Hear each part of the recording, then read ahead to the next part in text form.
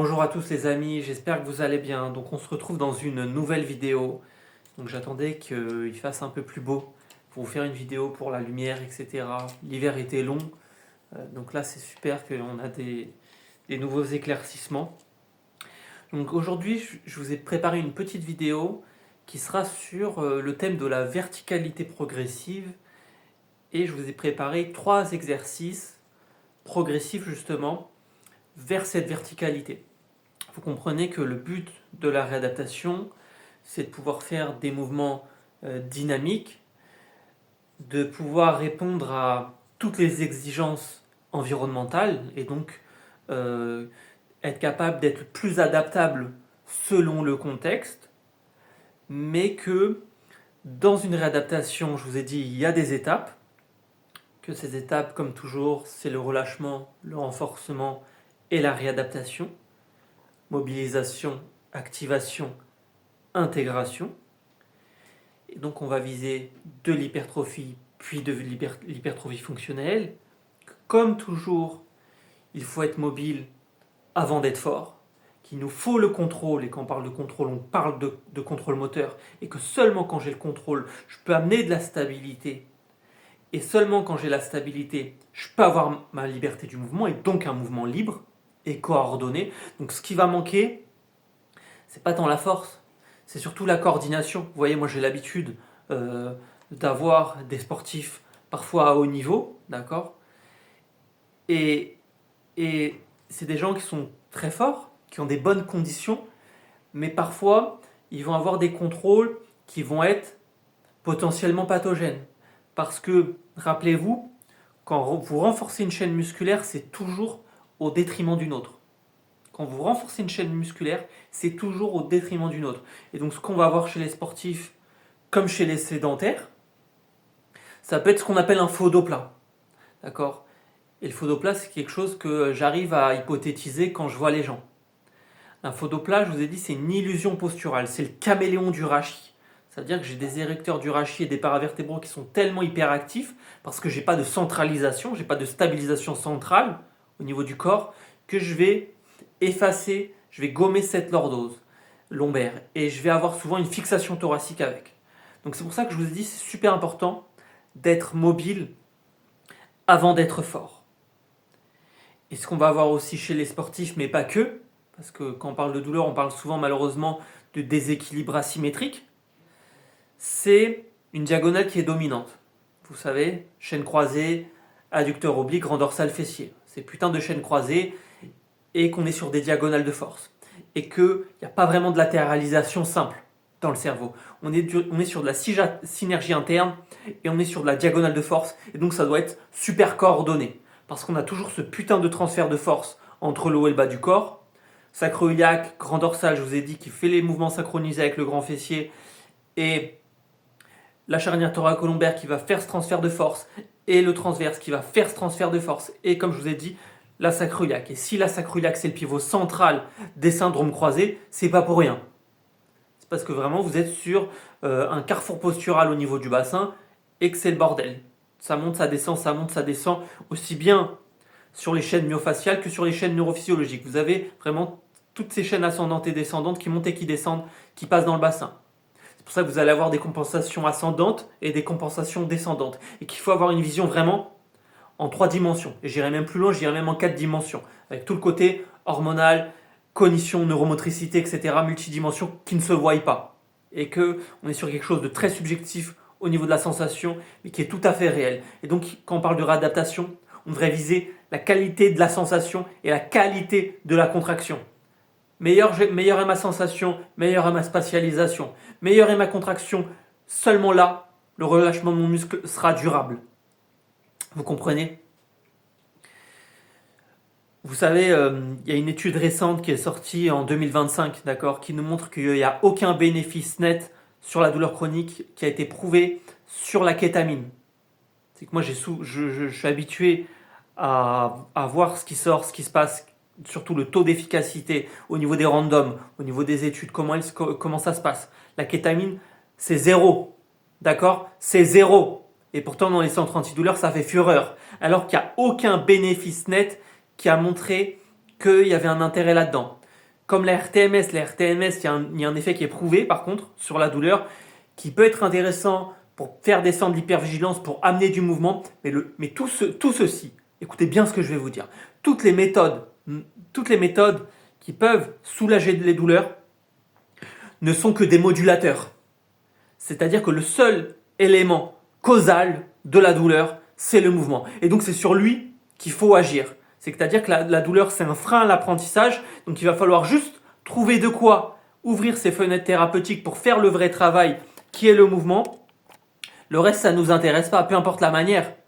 D'accord? C'est-à-dire que peu importe la manière, si j'ai une fenêtre thérapeutique où mon cerveau est plus disponible, là, je vais pouvoir lui amener un nouveau schéma moteur. Et il n'y a que le schéma moteur qui a été juste, qu'on a amené de manière juste, autocorrigée, autocontrôlée, dans une démarche d'autonomie, parce que le cerveau aime la routine, parce qu'il aime la prévisibilité, qu'il a besoin de temps pour faire des ponts par l'expérience. Donc on parle d'1 mois et demi, 2 mois en termes d'ancrage cortical, en termes de commande motrice, et avec le sommeil qui va faire de la consolidation au niveau de la trace mnésique, qui va réussir à intégrer mon schéma moteur comme d'automatique et modifier mon comportement de manière durable. Vous comprenez que quand on parle de douleur, on parle de comportement. Parce que la douleur est une réponse dysfonctionnelle du système nerveux central face au stress. Et cette réponse immunitaire, elle est comme toujours comportementale.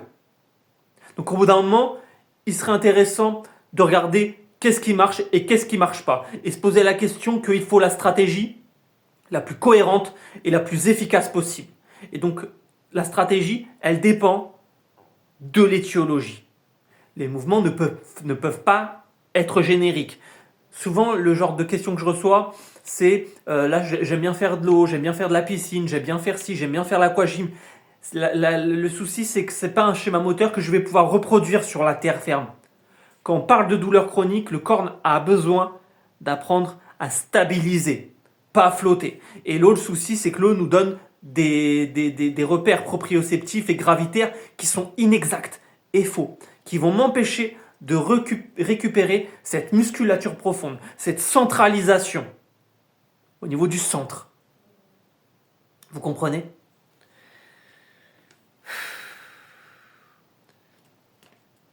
Donc s'il y a une stratégie compensatoire qui a été mise en place par rapport à la douleur chronique, je vous ai dit c'est un système stratégique qui a été mis en place, le souci c'est que, comme je vous ai dit tout le temps, la bonne question c'est pas qu'est-ce qu'on a mais qui a fait quoi. Il y a certaines choses, certains prérequis, tant que je ne les ai pas, je ne vais pas pouvoir faire le reste. Si j'ai pas de dissociation segmentaire, que je ne sais pas où est quoi dans l'espace, mon mouvement il va être zéro. Donc il faut qu'on ait un putain de contrôle postural. Je vous ai dit les fondamentaux c'est la respiration, le contrôle postural, l'engagement préalable du périnée et du transverse. C'est toujours cette vision de verticalité progressive. C'est comme un bébé. Il rampe, il est à quatre pattes, il est assis, il est debout. Il y a certaines choses que je ne vais pas pouvoir faire tout de suite. Vous comprenez ? Tant que mon cou il est instable, je vais avoir une instabilité en L4, L5. Vous avez un grand lien entre le cou et L4, L5. D'accord ? Parce que le cou, c'est l'anticipation motrice. Et que le cou, c'est pareil. Il peut être raide ou instable, ou raide et instable, les deux en même temps. C'est possible. D'accord ? Et qu'il faut vite arriver dans de l'étiologie. Donc si mon cou est instable, je vais avoir une instabilité en L4, L5. Et L4, L5, c'est ce qui prend toutes les micro-rotations et les rotations au niveau de la colonne vertébrale. Je vous ai dit, le gold standard, l'exercice gold standard, c'est le bird dog. Et si je n'ai pas de stabilité en L4, L5, je ne vais pas avoir une bonne stabilité au niveau de ma charnière thoracolombaire. Et je vous ai dit, la charnière thoracolombaire, elle encaisse beaucoup, elle peut encaisser beaucoup en temps normal, mais elle a ses limites comme toujours. T11, T12, L1, L2, d'accord ? Et bien, ici, la configuration qui prédispose en tout cas à ce syndrome de la charnière thoracolombaire, ça va être une rigidité thoracique et une hyperlordose lombaire. Et je vous ai dit, je peux avoir une hyperlordose lombaire compensatoire si j'ai pas un bon rythme huméroscapulo-rachidien au niveau de l'antépulsion du bras. Si j'arrive pas à faire ça, et ben je me cambre trop. D'accord ? Et si j'arrive pas à mettre assez ma jambe en arrière tout en gardant mon alignement, eh ben, je vais avoir une hyperlordose lombaire compensatrice aussi. D'accord ? Donc ça, c'est des trucs qu'il faut regarder en numéro 1. D'accord ? Il faut regarder, est-ce que j'ai les bons patterns ? C'est pas une question de... Tu vois, je peux avoir les amplitudes, mais j'ai le pattern dégueulasse. C'est pour ça que les imageries, vous comprenez que les imageries, les radios, les IRM, etc., c'est du statique. Et donc, je peux avoir un mouvement pathogène qui est visible que en dynamique. Ça vient de là, tout ce qui est valgus dynamique. D'accord ? Un valgus dynamique, c'est quoi ? C'est quand mon genou, il a l'air normal, il a l'air bien, mais que quand je marche, le genou va rentrer. et le pied va s'écraser, l'ange va monter, je vais être sur une fausse jambe courte. Donc non, c'est pas que le bassin est tordu, c'est que le bassin, il y a une fausse jambe courte qui fout la merde. Que je peux avoir un souci au niveau du psoas ou du genou, ou les deux. Tu vois ce que je veux dire? Donc il faut se poser les vraies questions. Et donc, tant que j'ai pas ma stabilité suffisante au niveau de la charnière thoracolombaire, je risque de ne pas pouvoir récupérer mon verrouillage pubien. Je vous ai dit, le verrouillage pubien, c'est ma chaîne croisée adducteur oblique qui se fixe sur pubis pour que le bassin ne bouge pas quand je marche. Donc c'est la chaîne abdo-pubo-fémorale croisée. D'accord? Chaîne APFC, d'accord?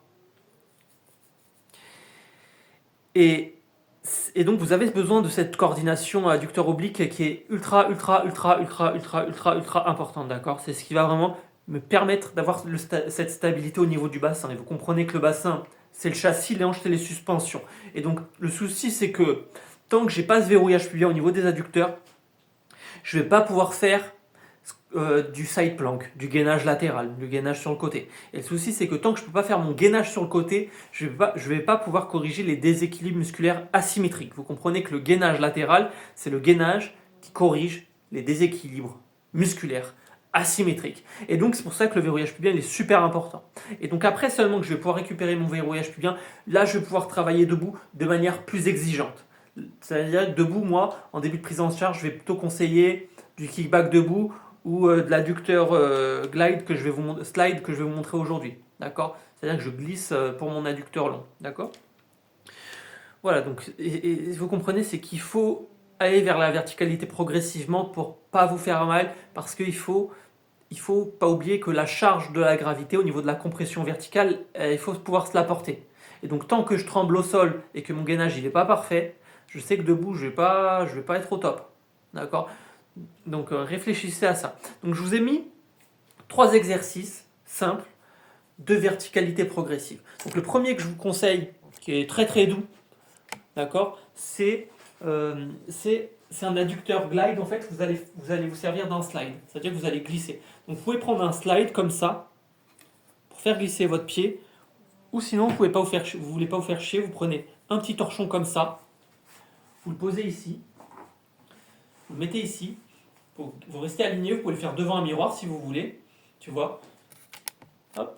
Donc j'inspire, je gonfle le bas du ventre, donc là je reste aligné, je me cambre pas, je suis pas trop, tu vois, je suis aligné, ni trop cambré ni passé, position neutre. J'inspire, je gonfle le bas du ventre, je souffle, peine transverse, je maintiens, et pendant que je maintiens, je fais juste ça, et je reste aligné moi là-haut.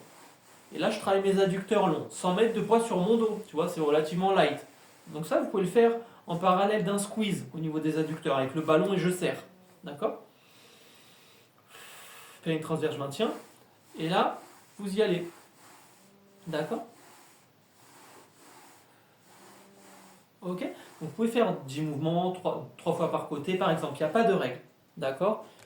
Donc pour les adducteurs, je vous ai fait une vidéo, le verrouillage pubien, la progression, ça serait le squeeze avec le ballon en isométrique. Je contracte, je relâche entre mes genoux.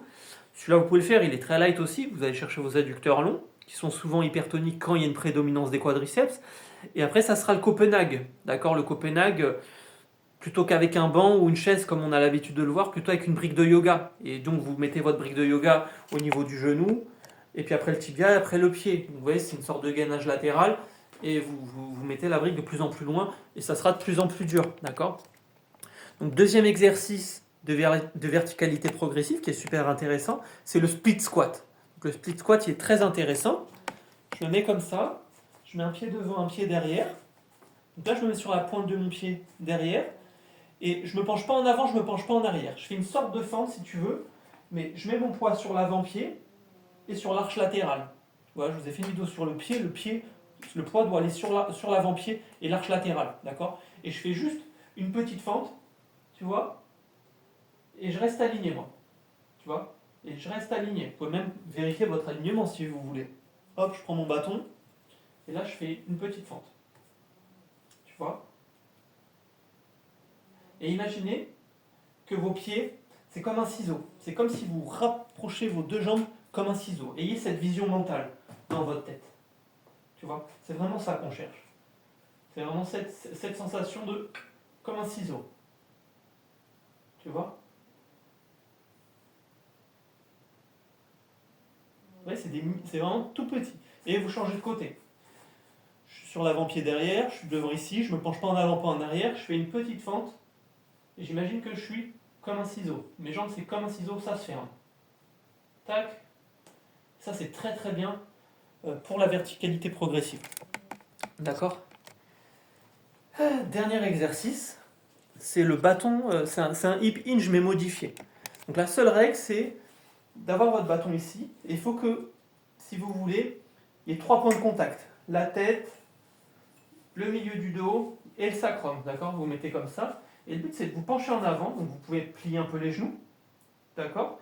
Vos tibias peuvent avancer 2-3 cm. 2-3 cm. Vous aidez du bâton pour garder votre alignement et vous essayez de vous pencher en avant. Tout en, il ne faut pas décoller ici, il ne faut pas que je me cambre trop, tu vois, vraiment vous devez garder l'alignement. Tac, tac, tu vois. Et donc si vous décollez, vous allez moins loin. C'est pour vraiment réapprendre à basculer vos hanches correctement. Et à vraiment à reprendre le contrôle de ces hanches. D'accord. C'est pour vous apprendre à vous repencher en avant sans trop vous cambrer, sans aller chercher dans les ischios, sans aller chercher dans les mollets. D'accord. Il faut vraiment viser les hanches. D'accord. Donc ça, vous pouvez le faire pareil, 10 mouvements, 30 mouvements par jour. Donc voilà, ça c'est très intéressant, un exercice super important. Réapprendre à vous pencher en avant sans vous cambrer. Et sans vous enrouler là-haut aussi. Très intéressant. Et seulement, une fois que ça sera maîtrisé, cet exercice-là avec un bâton, là vous pouvez aller vers du squat ou du deadlift léger. D'accord. Donc vous vous rappelez, squat, j'autorise mon bassin à basculer en arrière. Deadlift, je garde l'alignement. D'accord. Je garde l'alignement. Voilà. Ok. Voilà. Donc les amis, j'espère que ça va vous aider. En tout cas, c'est très important d'avoir cette vision de verticalité progressive. D'accord. C'est très très important les amis. Sinon, y a des choses auxquelles je vais pas pouvoir... c'est une histoire de programme, et le programme, il a besoin de bonnes fondations pour pouvoir être le plus efficient. C'est que sans fondation, je fais rien. Et donc, il faut que vous soyez très stable. D'accord. Et donc, quand on parle de douleur chronique, il faut la stabilité pour ne plus avoir d'irritation articulaire ou nerveuse. Vous comprenez que plus je suis stable, moins j'ai de mouvements parasites, de micro-mouvements parasites. C'est ça l'hypermobilité, c'est ça l'instabilité, c'est ça qui fait de l'arthrose. Et donc, il va falloir soutenir ces articulations pour éviter ces frottements anormaux, ces mouvements instables, invisibles à l'œil nu. C'est des micro-traumatismes répétés. C'est ça l'instabilité, c'est ça l'hypermobilité. Et c'est ça qui favorise une usure prématurée du cartilage. Et donc, il faut passer par le gainage pour la stabilité et il faut passer par des bons contrôles pour que je puisse mettre ces stabilités que j'ai acquises en gainage une fois que je suis debout. D'accord? Donc c'est très important. Donc je vous souhaite beaucoup de courage. Tout est possible.